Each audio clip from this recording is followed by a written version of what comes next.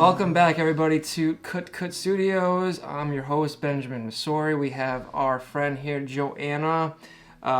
So we interviewed Brian about his last 4 songs of the album. We decided to do it a little differently this time, where we're going to take the audience and have them do their review on their favorite song of the album. So what we're going to do is talk to Joana, and we're going to ask her about her favorite song. And what is your favorite song off the album? I think my favorite song off the album would have to be If You See Me.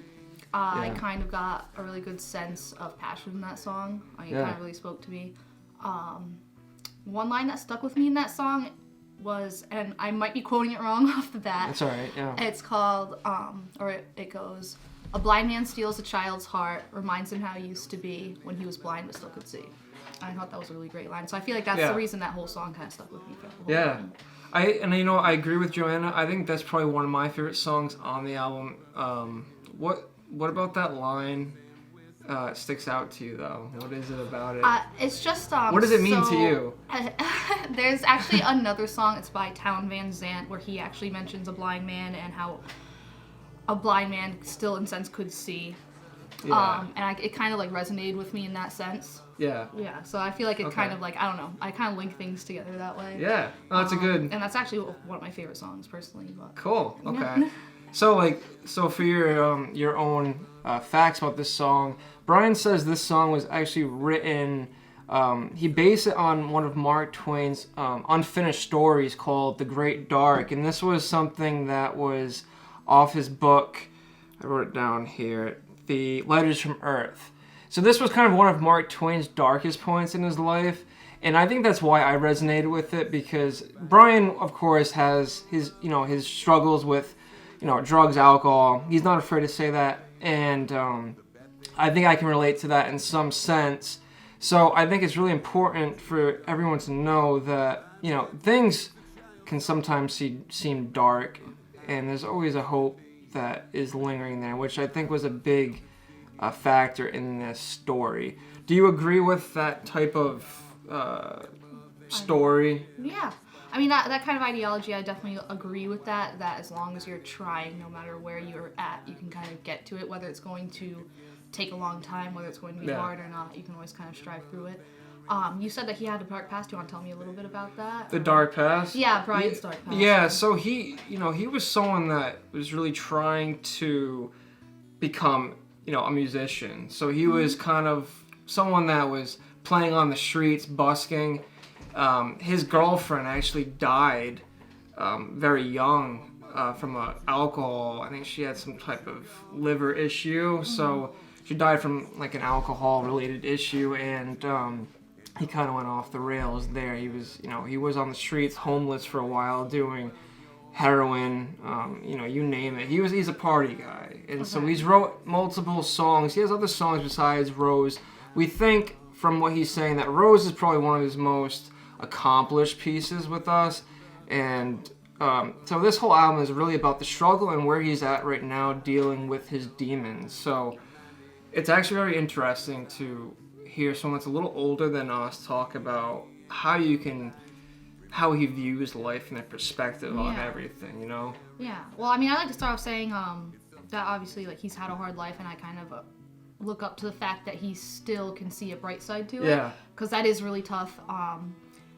I'd like to congratulate him on that, for getting through all of that stuff and still being able to. I mean, it's a very accomplished album. I was listening to it. It sounds very professional. I love the album cover art. That was probably the first thing that caught my eye. Oh, cool. Because, I love flowers, and I was looking at it. Yeah, that's right. It's a very good shot. Joanne's a florist.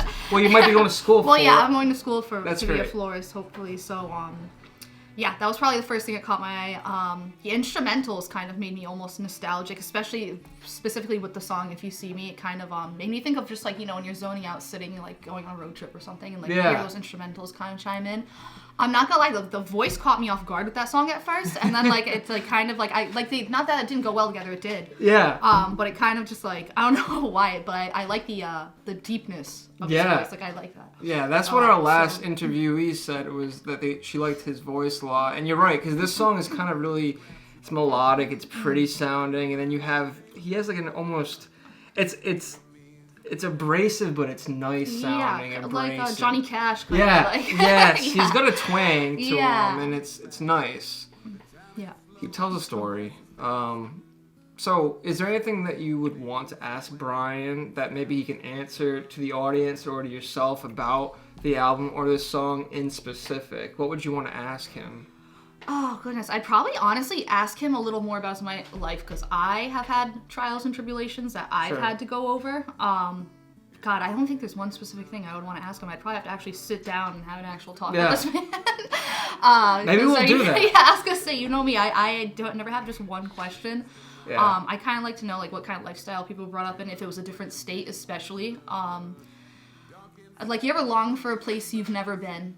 Like, Yeah, have you of ever, course. so I get that satisfaction by asking other people about their lives and kind of trying to see it through their eyes. Like, so, like, Right. I've never lived in Illinois. Would I like to meet someone from there and just realize Yeah. how it is living there? Yes, I would. Like, and that's just one random example. But, Yeah. yeah. It's So kind the- of always felt. So the perspective you're interested in seeing from his eyes a little bit. Yeah, that's kind of why, so I don't think it would, narrowing it down to one question. I'd probably start off, with his childhood. How was your childhood? Where did you grow up? This and that. I think we'll have to do something and lead like into that. the album. Yeah. Yeah, maybe we'll set something up where we can meet him at the studio and we can talk about Yeah, have a that sounds conversation. great. Yeah. All right, well, thank you for coming on with us. You've been a great help. If you guys like Joana, you want to see more of her, let us know. She's been a great help. So we'll see you next time. Of all your Now, devices, Joana. a martyr in a profane work. The bad things linger, still they lurk. Ride the storm into the dark.